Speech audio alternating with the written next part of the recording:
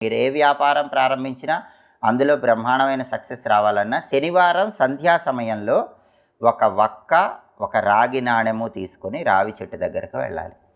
పచ్చి వక్క, రాగి నాణెం. రాగి నాణెం అందుబాటులో లేకపోతే రూపాయి బిళ్ళ తీసుకొని వెళ్ళండి. రాగి నాణెం ఉంటే మాత్రం రాగి నాణెం తీసుకుని వెళ్ళండి. శనివారం సంధ్యా సమయంలో రావి చెట్టు దగ్గరికి వెళ్ళి అక్కడ చిన్న గుంట తీసి ఆ గుండలో ఈ పచ్చి వక్క, రాగి నాణెము ఉంచి మట్టి కప్పేసేయాలి. అంటే వక్క, రాగి నాణెము రావి చెట్టు దగ్గర మట్టిలో పాతి పెట్టాలి. ఆ తర్వాత రావి చెట్టు దగ్గర పసుపు, కుంకుమ వేసి రావి చెట్టు కింద రాలి పడినటువంటి ఒక రావి ఆకుని మర్నాడు వెళ్ళి తెచ్చుకోవాలి.